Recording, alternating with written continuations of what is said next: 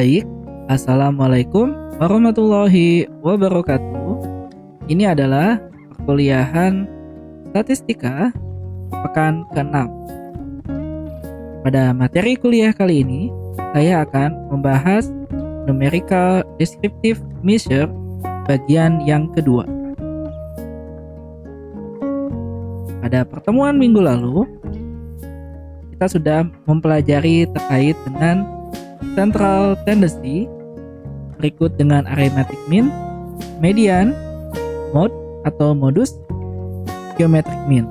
Kemudian kita juga sudah mempelajari terkait dengan quartile dan juga percentile plus interquartile range. Pada pekan ke-6 ini kita akan membahas terkait dengan variation. Kita bahas ada range, variance atau variansi, standar deviasi atau sering juga disebut sebagai simpangan baku dalam bahasa Indonesia, dan terakhir adalah coefficients of variation. Ini adalah materi yang akan kita bahas. Ada range, interquartile range yang sudah minggu lalu, variansi, standar deviasi atau simpangan baku, dan coefficient of variation. Di sini, measure of variation ini give information, bukan 5 ya, mohon maaf, give information on the spread or variability of the data. Jadi di sini artinya kalau kita mengukur suatu variasi, kita bisa mendapatkan informasi terkait dengan spread atau persebaran dan variabilitas dari suatu data. Contohnya seperti ini, kalau kita punya sebuah distribusi, ini contohnya adalah distribusi normal yang bentuknya seperti lonceng atau bell shape. Di sini, kalau kita lihat, dia memiliki titik tengah yang sama, tetapi dua grafik ini memiliki perbedaan. Grafik yang pertama ini lebih tinggi atau lebih curam, sedangkan grafik yang kedua ini lebih landai.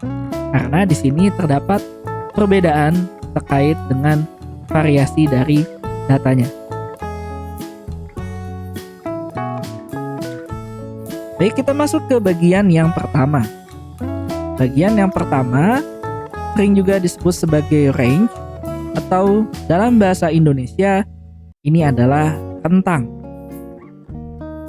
Ini adalah cara paling simpel dalam mengukur variasi dari suatu data.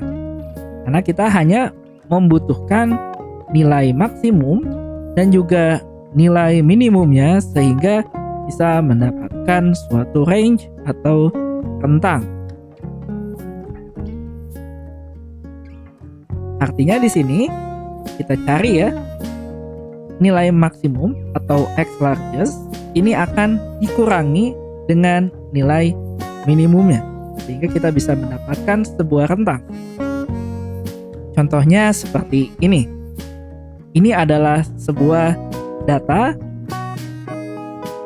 Satu titik menunjukkan suatu frekuensi dari data tersebut. Dari data ini kita cari mana nilai maksimumnya. Didapatkan nilai maksimumnya adalah 14, sedangkan nilai minimumnya adalah 1. Sehingga range dari data ini adalah 14 dikurangi 1 sama dengan 13. Range itu memiliki beberapa kekurangan apabila kita ingin mengetahui variasi dari suatu data. Yang pertama, dia ignores the way in which data are distributed. Artinya, di sini range itu tidak melihat bagaimana data itu terdistribusi. Jadi, bisa saja ada data yang berkumpul di tengah, semuanya ada data yang berkumpul di kiri, tengahnya kosong, atau berkumpul di kanan, tengahnya kosong, atau sangat besar sekali perbedaan nilai maksimum dan minimumnya. Contohnya seperti ini. Kalau kita lihat data ini, kita punya data yang pertama adalah dari 7 sampai 12. Masing-masing di sini setiap angka memiliki satu buah nilai atau frekuensinya sangat merata. Kalau kita hitung range-nya, dia nilai maksimumnya adalah 12 dan nilai minimumnya adalah 7. Range-nya sama dengan 5. Untuk data yang kedua, dia memiliki range yang sama. Tapi kalau kita lihat di sini, data di sebelah kanan ini lebih banyak karena di angka 12 di sini ada 3, sedangkan di sini 8 dan 9 ini tidak ada nilainya. Tapi tetap saja kita menghitung range-nya adalah nilai maksimum 12 dikurangi dengan nilai minimum 7 sehingga range-nya sama. Kemudian kekurangan dari penggunaan range adalah dia sangat sensitif terhadap outliers atau data pencilan. Contohnya seperti ini. Kalau kita lihat di sini, ini adalah dua buah data yang memiliki jumlah data yang sama. Kan tetapi, pada data yang pertama, dia nilai maksimumnya 5. Sehingga range-nya itu adalah 5 dikurangi 1 sama dengan 4. Untuk data yang kedua, nilai 5 ini berganti menjadi 120. Artinya 120 ini adalah suatu data pencilan atau outlier. Dia tetap ketika kita menghitung range adalah nilai maksimum dikurangi nilai minimum sehingga range-nya adalah 119. Padahal di sini data ini berkumpul di sebelah kiri dan tiba-tiba muncul satu data sangat besar di sebelah kanan sehingga dia sensitif terhadap outlier atau pencilan. Berikutnya, cara untuk mengukur variasi dari suatu data adalah dengan menggunakan varian atau dalam bahasa Indonesia sering juga disebut sebagai variansi. Variansi ini adalah average atau rata-rata secara approximate atau kurang lebih ya, ditakar kurang lebih approximately, ini adalah squared deviation of values from the mean. Artinya ini adalah deviasi atau simpangan kuadrat dari suatu nilai terhadap nilai mean-nya atau nilai rata-rata. Dan ini adalah average-nya. Jadi average nilai yang menyimpang kuadrat dari nilai mean-nya. Kurang lebih itu adalah terjemahan bebasnya. Atau kalau kita nyatakan dalam suatu persamaan, sample variance ini dinyatakan seperti ini. Yang mana X bar ini adalah arithmetic mean. Sedangkan XI ini menunjukkan suatu nilai ke berapa, misalnya nilai ke I. Kalau contohnya data kita ada N buah, misalnya N-nya sama dengan 10, maka X-nya dari 1, 2, 3, sampai 10. Kemudian X1 min, X bar lalu dikuadratkan.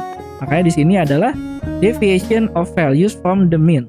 Sehingga ini ya, XI min X bar ini adalah deviasi atau simpangan, kemudian dia dikuadratkan.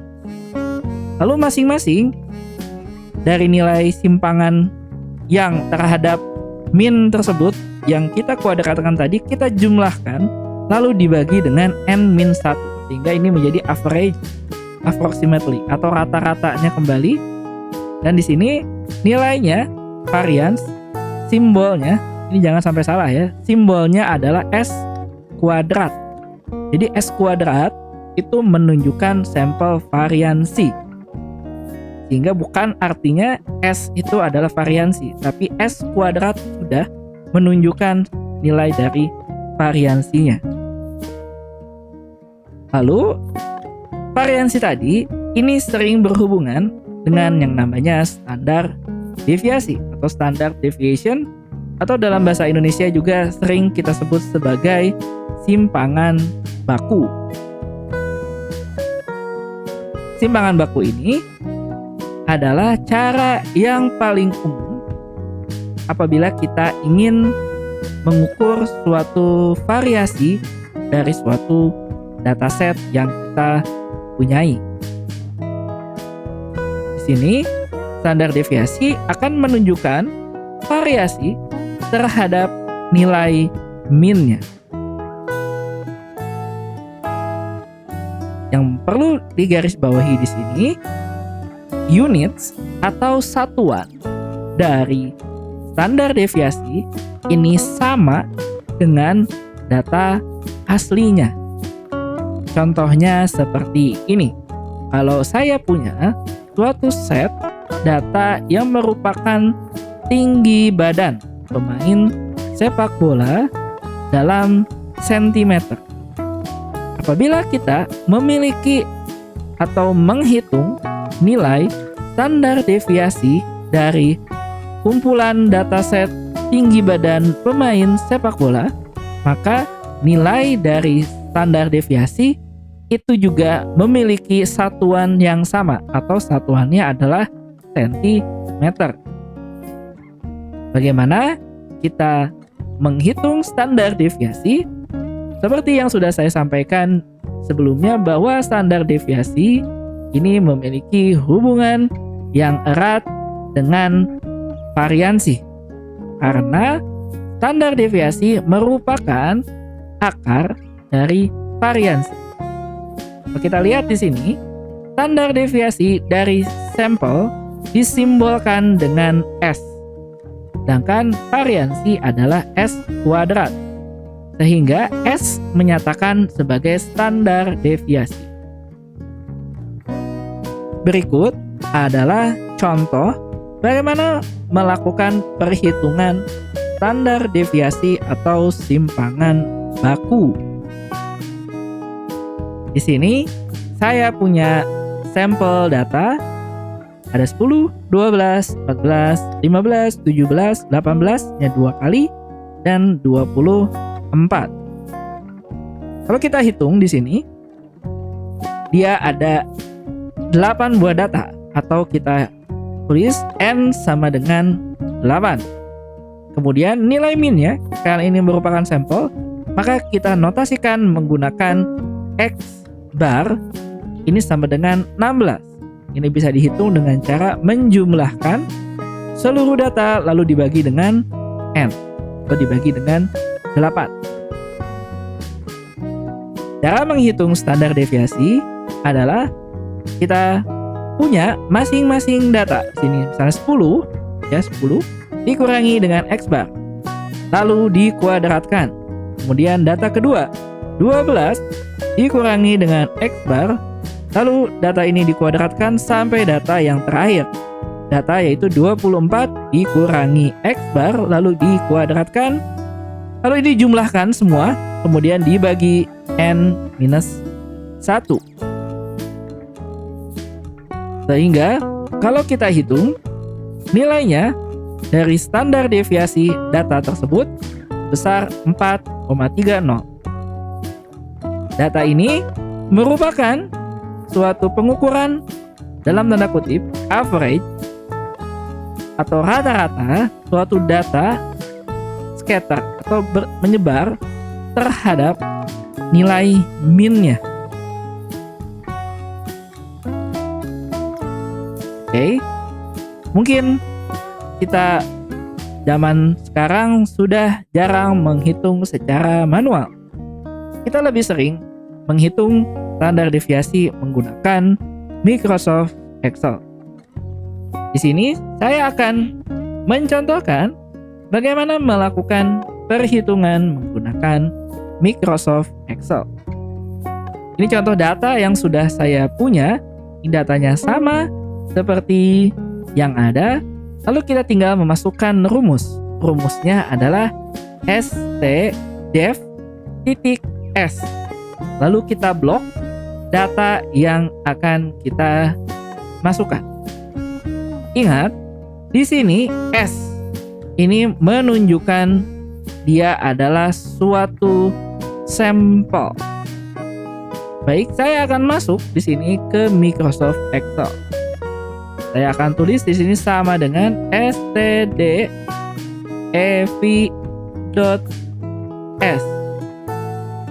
Buka kurung, lalu blok datanya seperti ini. Enter. Maka ini adalah data dari standar deviasi untuk sampel. Sangat mudah. Baik, kita lanjutkan kembali.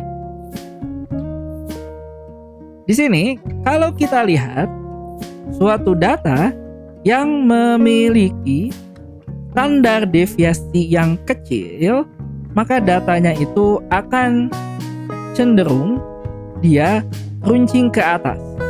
Sedangkan apabila standar deviasinya sangat besar, data itu akan melandai bentuk persebarannya.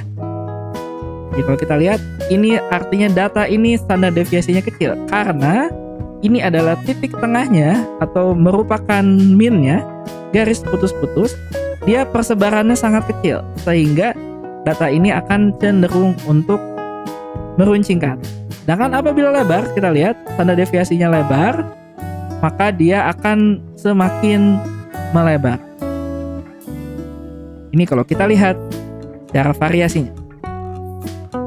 Sekarang kita akan coba membandingkan standar deviasi. Di sini saya sudah punya data A. Kita lihat ya data ini. Ini mulai dari 11 sampai 21, kemudian ini adalah frekuensi untuk masing-masing nilai. Kemudian saya juga punya data B. Data B tapi mulainya dari 14 dan 17 saja. Lalu kita lihat ini data C. Dia mulai dari 11 sampai 20. Tapi kalau kita lihat di sini ya, di antara 13 sampai 18 ini tidak ada data sama sekali atau kosong. Sedangkan data B dia cenderung berkumpul di tengah. Data A dia relatifnya persebarannya merata. Sekarang kita akan coba bandingkan standar deviasi dari masing-masing data. Kalau kita lihat di sini, min dari data tersebut 15,5. Untuk data A, data B juga 15,5, data C juga 15,5. Artinya di sini adalah 3 buah data yang memiliki nilai min yang sama. Tapi kalau kita coba bandingkan secara standar deviasinya, sini nilai S-nya atau standar deviasi dari masing-masing data ini berbeda-beda. Kita lihat yang paling kecil adalah data B. Standar deviasinya 0,926, sedangkan yang paling besar adalah data C. Di sini bisa kita lihat bahwa semakin kecil standar deviasinya, maka data tersebut cenderung akan berkumpul untuk mendekati nilai min-nya, di mana adalah 15,5. Jadi dia tidak akan jauh-jauh dari titik tengah datanya. Sedangkan kalau datanya memiliki standar deviasi yang sangat besar, contohnya di sini data C 4,57, maka data ini akan menyebar sangat jauh dari titik tengahnya. Bisa dibilang, suatu data yang baik umumnya memiliki nilai standar deviasi yang kecil. Kalau kita ambil contoh, misalnya dalam suatu proses produksi, kita memproduksi misalnya suatu produk tersebut harus memiliki dimensi atau ukuran yang identik. Tapi tentu saja, bisa saja jika proses produksi mungkin dimensinya ada sedikit berbeda-beda. Tapi tentu di situ ada standar yang menyatakan berapa persen barang itu not good, kemudian di reject, dan berapa persen toleransi sehingga dia tidak di reject. Kalau kita lihat dalam suatu proses produksi, apabila barang yang kita produksi memiliki standar deviasi yang kecil, tentu dia akan mendekati nilai dari standar yang ada. Dia tidak akan menyebar, sehingga tentu yang NG atau yang not good yang akan di reject akan semakin kecil. Tapi kalau standar deviasinya dari proses produksi itu sangat besar, tentu akan mendapatkan banyak barang yang di reject. Tentu secara material ini akan menjadi kerugian pada suatu perusahaan. Baik, saya lanjutkan kembali. Keuntungan dari penggunaan variansi dan standar deviasi. Di sini, each value in the dataset is used in the calculation. Artinya, di sini seluruh data ini akan kita pakai dalam perhitungan. Kemudian, values far from the mean are given extra weight. Di sini artinya nilai yang jauh dari nilai mean ini tentu akan mendapat pembobotan yang berbeda, karena di sini dia deviasiin atau dia menyimpang dari suatu mean yang dikuadratkan. Jadi dia memiliki bobot yang berbeda.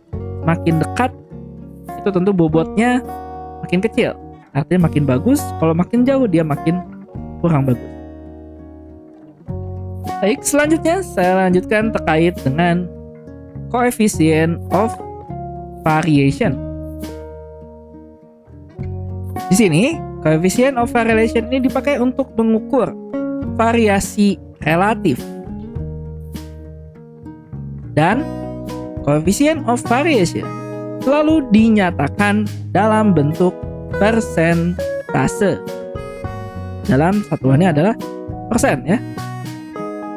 Kemudian dia menunjukkan variasi yang relatif terhadap nilai mean-nya.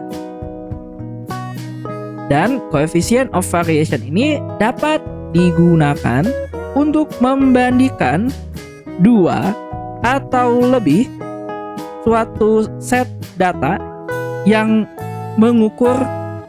diukur dalam suatu unit yang berbeda. Ini adalah cara menghitung dari coefficient of variation. Di sini CV ini menunjukkan dari coefficient of variation sama dengan S. Apa itu S? S adalah standar deviasi atau simpangan baku dibagi dengan X bar. X bar ini adalah mean, lalu dikali 100%. Oke, di sini saya akan coba bandingkan. Misalnya, saya punya suatu saham, ya, saham A. Ini nilai rata-rata harganya tahun lalu adalah sebesar $50. Kemudian dia menyimpang atau deviasi, memiliki standar deviasi simpangan baku sebesar $5. Jangan bakunya. Kemudian stok B atau saham yang B ini rata-rata nilainya tahun lalu adalah $100. Tapi simpangan bakunya ini sama, $5. Jadi di sini kita akan coba membandingkan menggunakan coefficient of variation apabila kita memiliki standar deviasi yang sama. Kita hitung nilai dari coefficient variation dari saham yang A. Kita dapatkan di sini S-nya adalah standar deviasi, artinya $5 dibagi dengan X bar, yaitu average price last year. $5 bagi 50 kali 100. Hasilnya adalah 10%. Sedangkan untuk yang B di sini hasilnya adalah 5%. Kalau kita lihat CV yang A itu lebih besar dibandingkan CV yang B. Di sini simpulannya adalah both stocks atau kedua saham tersebut memiliki standar deviasi yang sama. Akan tetapi nilai dari saham B, kalau kita lihat saham B ini less variable, artinya dia lebih tidak berubah-ubah terhadap nilai rata-ratanya dibandingkan si saham yang A. Artinya ya kalau misalnya kita lihat dia $100, standar deviasinya 5%, yang mungkin dia bergerak di antara 96 sampai $104 saja. Dia tidak terlalu besar, hanya 5%.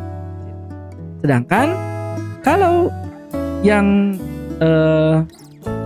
stok A, dia memiliki variasi yang berbeda karena dia 50 rata-ratanya, tetapi standar deviasinya 5, sehingga dia lebih besar pergerakannya dibandingkan saham yang B walaupun memiliki standar deviasi yang sama. Baik, selanjutnya saya akan menjelaskan penggunaan statistik deskriptif di Microsoft Excel. Contohnya di sini saya akan gunakan data yang lalu. Apabila saya punya misalnya adalah data rumah, ada $2 juta, $500.000, $300.000 sampai $100.000 2 kali. Bagaimana kita ingin menghitung, misalnya menampilkan secara cepat berapa rata-ratanya, berapa modusnya, berapa standar deviasinya, berapa range-nya dengan secara cepat tanpa perlu masukkan rumus berkali-kali, kita dapat menggunakan feature data analisis pada Microsoft Excel. Di sini pastikan bahwa Microsoft Excel Anda benarnya bajakan atau tidak berpengaruh. Yang penting adalah analisis toolpath-nya ini sudah aktif. Lalu kita bisa pilih di sini adalah data analisis, kita pilih adalah descriptive statistics. Oke. Kita masuk dulu ke Microsoft Excel kembali. Di sini pastikan kalau kita klik file, lalu kita pilih di sini ada option, kemudian di sini ada add-ins. Pastikan analisis toolpath ini sudah ada. Kalau belum ada, kita bisa pilih manage add-ins, kita pilih go. Pastikan analisis toolpath ini sudah ter-checklist. Baik. Kita masuk data yang kedua, di sini ada house prices. Tadi di bagian tab kita pilih data. Lalu di ujung di sini ada data analisis, kita klik saja adalah descriptive statistics. Kemudian input range yang mana? Input range kita pilih adalah ini, house prices. Kemudian kita akan tampilkan di sini summary statistik. Pastikan summary statistik ini sudah aktif. Lalu output range-nya misalnya saya taruh di sini. Lalu saya tekan enter. Oke, dan oke kembali. Maka langsung muncul semua data yang kita butuhkan. Di sini kita punya mean atau nilai rata-rata. Kita punya juga nilai median atau nilai tengah. Kemudian modus, nilai yang sering muncul. Begitu juga dengan standar deviasi. Kemudian ada variansinya. Kemudian ada juga nilai range-nya, maksimum dikurangi minimum. Ada minimum, maksimum. Kemudian jumlah data juga ada, dan terakhir ada count atau berapa data yang kita punya.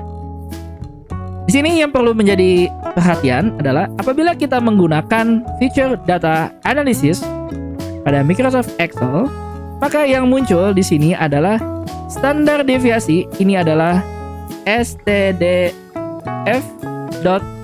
atau sama dengan standar deviasi dari sampel. Begitu juga dengan variansinya. Ini adalah variansi dari sampel. Bagaimana kalau kita punya datanya bukan suatu sampel, tapi adalah suatu populasi? Mari kita akan bahas di bagian berikutnya. Ini sudah kita tampilkan tadi. Sekarang kita masuk bagaimana kita mengukur dari population measures. Sebenarnya pada prinsipnya ini sama saja. Di sini kalau kita punya population summary measures, kita sebut sebagai suatu parameter. Ini sudah saya jelaskan di pertemuan pertama. Baik, di sini population mean atau mean dari populasi ini merupakan penjumlahan nilai dari seluruh populasi dibagi dengan ukuran atau size atau jumlah data dari populasi yang kita punya. Kita notasikan untuk populasi adalah menggunakan simbol N besar, sedangkan N kecil untuk sampel. Kemudian kita nyatakan mean itu menggunakan notasinya adalah mu. Sedangkan kalau kita punya sampel, notasinya adalah X bar. Sehingga mu atau mean dari populasi ini adalah penjumlahan seluruh data di populasi, atau kita tulis sebagai sigma xi sampai n, dari i sama dengan 1 sampai n, dibagi dengan jumlah data ada di populasi tersebut. Baik, kurang lebih kalau kita punya data, sampel dan populasi, nilai rata-ratanya atau nilai min-nya itu akan sama. Kita menggunakan Microsoft Excel, kita dapat menggunakan sama dengan average. Dia tidak akan berbeda. Hanya definisinya saja beda. Ini sampel, yang satu populasi. Sini, ketika kita punya population variance atau variansi dari suatu populasi, prinsipnya sama. Ini adalah average of square deviation of values from the mean. Ya sama seperti pada sampel. Tetapi di sini yang membedakan adalah bagaimana kita menghitungnya. Pertama adalah notasi. Apabila kita punya sampel variansi, kita gunakan notasinya adalah S dikuadratkan. Sedangkan kalau kita punya variansi dari populasi, notasinya adalah sigma. Ini bentuk seperti pompa, simbol pompa, atau mungkin seperti peluit. Ini adalah sigma. Dia kuadrat. Kemudian di sini yang digunakan adalah mu atau mean dari populasi dan dibagi dengan n. Ingat, dibagi dengan n. Sedangkan pada variansi, kalau kita lihat di slide sebelumnya, kita punya variansi ini dibagi n minus 1. Itulah yang akan membedakan nilai kalau kita punya sampel dan kalau kita punya populasi. Ini dibagi n. Baik, sama seperti sampel, maka variansi dari populasi ini akan kita pakai, atau dia nilainya itu sama dengan kuadrat dari standar deviasinya. Ya, kalau kita bahas dari standar deviasi dari populasi atau simpangan baku dari populasi, dia sama. Ini adalah cara atau biasa digunakan dalam mengukur variasi suatu data.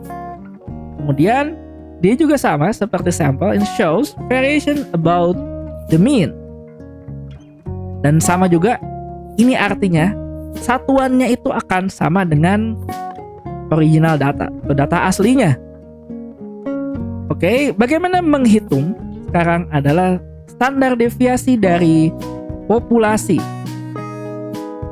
Tinggal diakarkan dari variansinya. Sama ya, sama seperti sampel. Hanya kita lihat di sini simbolnya dia menggunakan sigma, dan ini adalah n besar, kemudian ini mu. Dan ingat, n besar saja tidak dikurangi 1. Baik, kita lanjutkan. Ini adalah contoh perhitungan di MS Excel. Kalau kita mau menghitung suatu standar deviasi dari populasi, kita gunakan adalah stdef.p. Baik, kita lihat perbedaannya ketika kita masuk ke Microsoft Excel. Baik, ini adalah standar deviasi dari sampel. Sedangkan saya punya di sini standar deviasi dari populasi.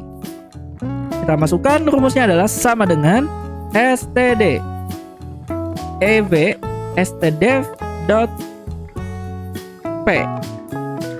Lalu masukkan datanya, kita blok seperti ini, lalu enter. Kalau kita lihat di sini, dia memiliki perbedaan nilai.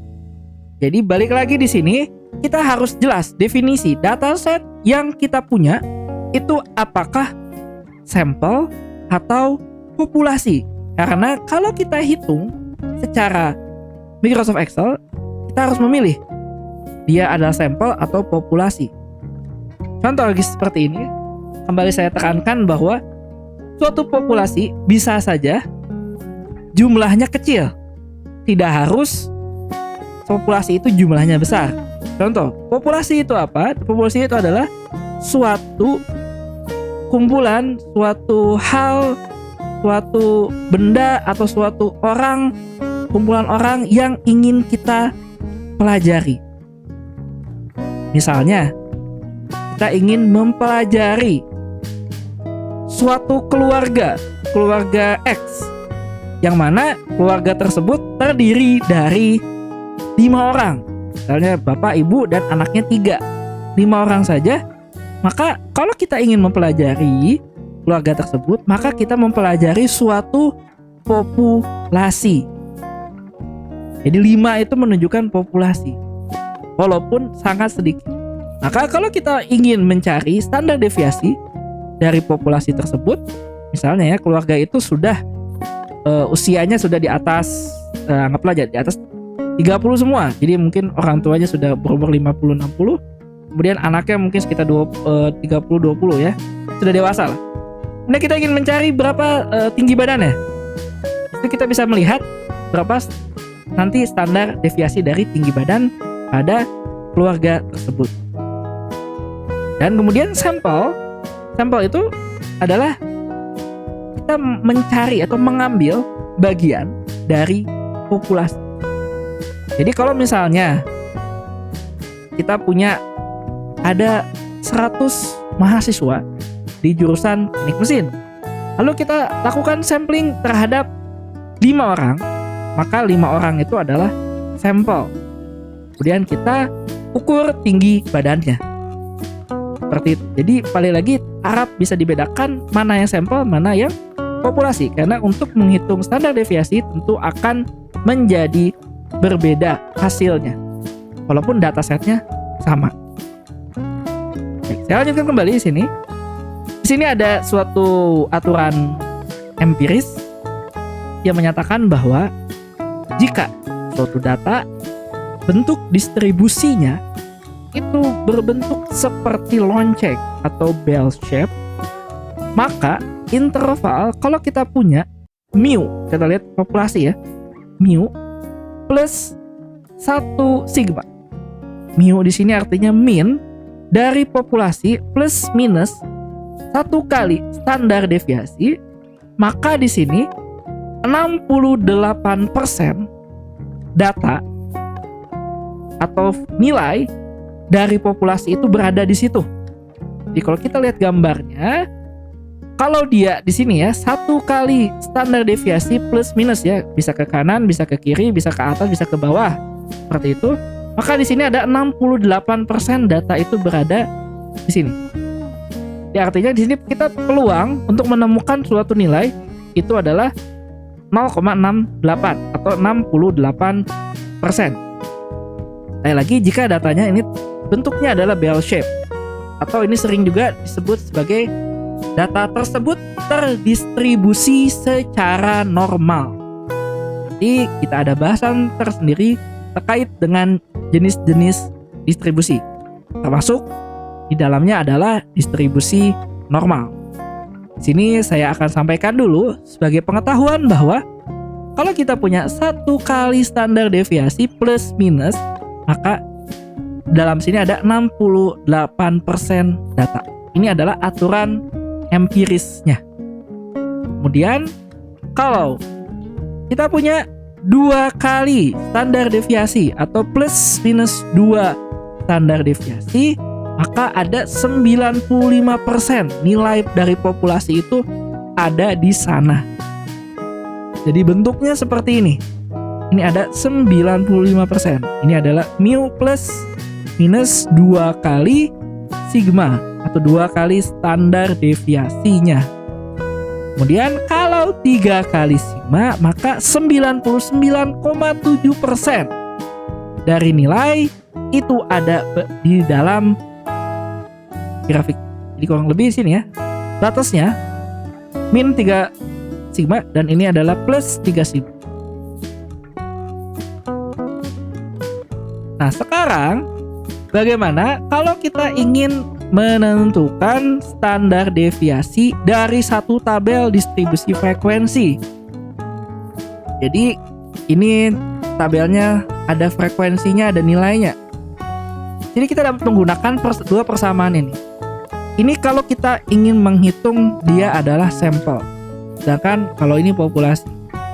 Pertama notasinya ya. Notasinya harus kita bedakan. Ini S, artinya sampel. Sedangkan ini adalah sigma. Artinya dia adalah populasi. Kemudian dia menggunakan X bar. Artinya ini min dari sampel. Sedangkan di sini menggunakan mu atau min dari populasi. Dan di sini ada n-1 atau sample size dikurangi 1. Jumlah data dikurangi 1. Sedangkan kalau populasi dia tidak dikurangi 1. Oke, di sini mohon maaf ini munculnya duluan. Jadi yang pertama ya di sini adalah jadi di sini saya punya suatu data ya.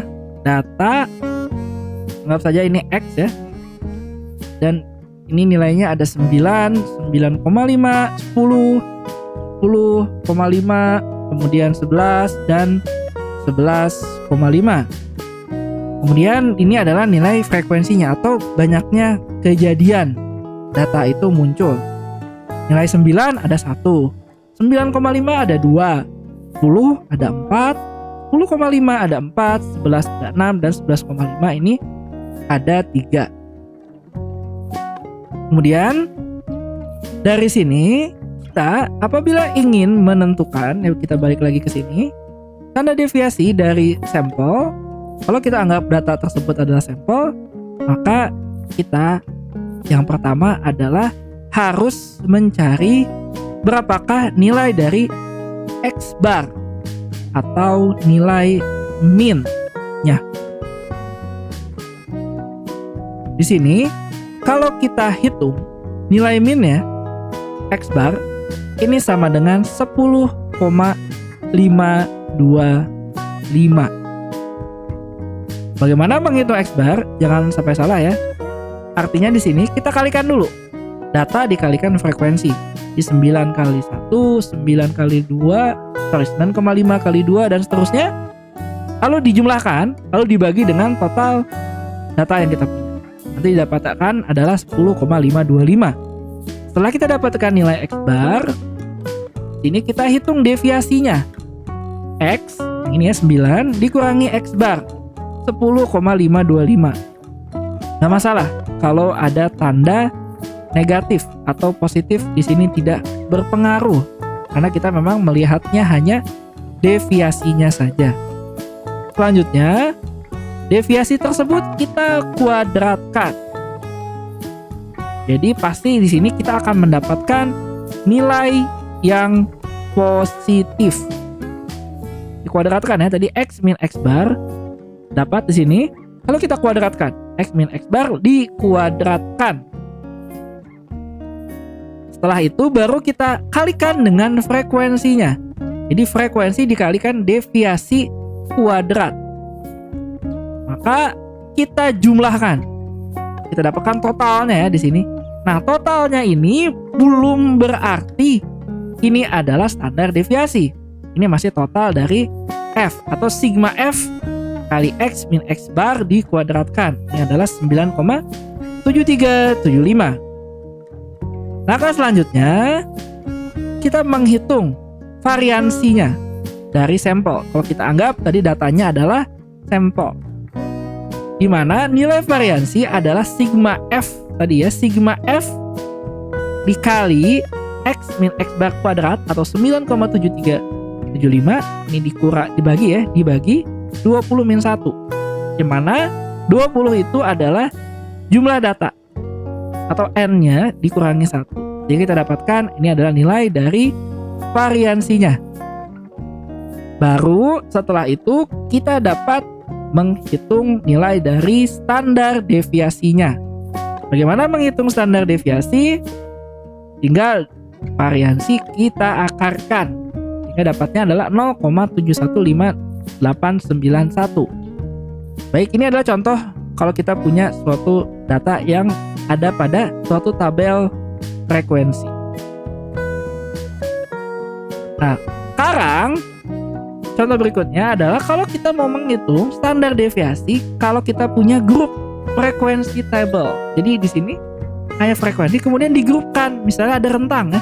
Rentang dari nilai segini sampai segini. Itu frekuensinya berapa, nilai segini sampai segini frekuensinya berapa. Itu adalah grup frekuensi table. Contohnya nanti ya. Tapi kita harus ingat lagi, bagaimana kita mencari min? Min itu adalah sigma Fm atau F dikalikan dengan M, itu middle point. Jadi F di sini adalah frekuensi ya, berapa kali dia muncul. Kemudian M ya, M itu middle point, artinya di sini adalah batas atas dikurangi dengan batas bawahnya. Lalu disigmakan, nanti dijumlahkan, lalu dibagi dengan sigma F. Ini mau dia sampel, mau dia populasi, cara nyarinya sama. Kemudian standar deviasi dari sampel ya. Kalau kita punya sampel, ini dapat ditulis seperti ini. Jadi kita ganti ya X-nya, ini jadi menggunakan nilai midpoint atau nilai M. Lalu dikurangi X bar, lalu dikalikan F, ini dikuadratkan, lalu disigmakan, lalu dibagi N-1. Ini kalau kita mencari standar deviasi dari sampel. Sedangkan kalau kita mau mencari standar deviasi dari populasi, kita ganti dulu pertama. S kita ganti menjadi sigma. Kemudian ini tetap M atau nilai midpointnya dikurangi dengan nilai mu. Mu itu adalah min dari populasi dan dibagi nanti adalah dengan N besar atau jumlah populasinya ada berapa. Oke, untuk lebih memahami, mari kita lihat contoh ini. Di sini ini adalah grup frekuensi table. Jadi kita punya kelas ya. Dari 0 sampai 2 frekuensinya berapa? 3 sampai 5 frekuensinya berapa? 6 sampai 8 dan seterusnya. Untuk lebih memahami perbedaannya, kita coba mencari standar deviasinya jika data tersebut merupakan, yang pertama adalah kalau ini kita anggap ya, kita asumsikan dia adalah sampel. Dan yang kedua, kalau kita anggap ini adalah suatu populasi. Oke, kita langsung masuk saja ke Microsoft Excel. Kembali di sini. Oke, saya sudah buat. Ini kita buat bantuan. Jadi ini ada kelasnya ya. Kelasnya sudah ada. Lalu kita bikin bantuan di sini adalah nilai dari midpoint. Bagaimana menentukan nilai midpoint? Tinggal ya, batas atas dikurang batas bawah dibagi 2. Jadi di sini ya dapat 1 dari mana? Ini bisa dihitung dari 2 min 0 bagi 2. Kemudian ini 5 min 3. Sorry ya, ini maaf. Ditambah, maaf ya, batas atas itu midpoint ditambah ya. 2 ditambah 0 bagi 2 1. Ini 5 tambah 3 bagi 2 4. 6 tambah 8 bagi 2 7 gitu ya. Jadi kita tentukan dulu nilai tengahnya. Mohon maaf ya, nilai tengah sekali lagi. Atas tambah bawah, LU ditambah LB, lower batas bawah ya, ditambah batas atas, itu dibagi 2. Ini dapat ya midpointnya. Setelah itu kita kalikan antara nilai midpoint dengan frekuensi. Ini frekuensinya sudah ada ya, sudah diberikan. Oh, jadi tinggal dikalikan saja seperti ini. Lalu ditarik ke bawah. Lalu di sini kita sebenarnya tidak perlu FM kuadrat ya. FM kuadrat ini tidak perlu, mungkin saya delete saja. Yang kita perlu di sini adalah jumlah. Ini sum ya. Sum dari F-nya. Ini berapa? 26. Kemudian kita hitung nilai min-nya. Gimana cara menghitung nilai min? Kita perlu nilai FM jumlahnya ya. Ini berarti sum dari sini. Untuk bisa mendapatkan nilai min. Nilai minnya adalah tinggal FM, sigma FM ini totalnya, dibagi dengan total frekuensinya. Jadi kita dapatkan nilai minnya. Setelah kita dapatkan nilai minnya, baru kita bisa hitung di sini ya. Ini sama dengan F dikalikan dengan M. M-nya itu apa? Midpoint ya. Dikurangi dengan min. Nah, di sini dalam penggunaan Excel kita harus kunci nilai min ya, karena nilainya ini akan sama ya. Jadi kalau kita copy nanti dia akan berubah. Kita tambahkan dolar B $11. Ini untuk mengunci. Lalu setelah itu kita kuadratkan, kita pangkat 2 seperti ini. Lalu setelah itu kita tinggal tarik sampai sini, kita kopikan, lalu kita tambahkan penjumlahan. Kita pakai sum, sum dari sini sampai sini semuanya. Enter. Oke, kalau sudah dapat di sini ya. Ini jumlahnya. N-nya berapa? N-nya itu sama dengan 26 ya. Ini N besar 26. N kecilnya berapa? Artinya 26 dikurangi 1 ya. N-1 dikurangi 1. Oke, kita akan coba hitung dulu. Di sini adalah standar deviasi dari populasi. Ada deviasi dari populasi. Balik lagi ke sebelumnya ya. Artinya kita pakai M min mu ya. Mu di sini maupun X bar ini nilainya sama. Karena nggak ada perbedaan ya. Kalau kita menghitung min untuk populasi maupun sampel, hanya definisi saja data tersebut sampel atau populasi. Jadi kita bisa pakai ya. Yang membedakan di sini adalah kalau pakai populasi kita pakai N. Sedangkan kalau sampel kita pakai N-1. Baik, kita masuk kembali ke Excel-nya. Jadi pertama ya, untuk standar deviasi dari populasi ini kita pakai sama dengan, karena diakarkan maka kita tulis SQRT atau square root, lalu kasih kurung buka, kurung tutup biar nggak lupa atau biar nggak bingung nanti. Lalu apa yang mau diakarkan? Yang mau diakarkan adalah sigma ini ya. Yang ini penjumlahan ini dibagi dengan N. Enter. Hasilnya adalah 3,43 untuk populasi. Sedangkan kalau kita anggap data tersebut adalah suatu sampel, maka ini tetap SQRT. Kemudian apa yang diakarkan adalah sigmanya, jumlahnya ya, dibagi dengan N-1. Terdapat ini adalah 3,5 sekian. Jadi ini clear ya, kita dapat menghitung tanda deviasinya jika data ini merupakan suatu sampel maupun populasi. Baik, itu saja untuk perkuliahan pada hari ini. Untuk lebih memperdalam materi, di sini ada 2 buah soal untuk PR. Yang pertama di sini, tentukan standar deviasi dari sampel, gitu ya. Ini sampel data. Ini adalah percent of underweight children. Ini kemudian ini adalah jumlah negaranya. Jadi kalian harus mencari berapa standar deviasi dari tabel ini. Untuk yang kedua, di sini adalah data untuk berat badan dalam pounds ya, LBS itu pound, dari atlet American football. Data ini belum diurutkan, sehingga tugas pertama adalah kalian harus mengurutkan data dari kecil ke besar.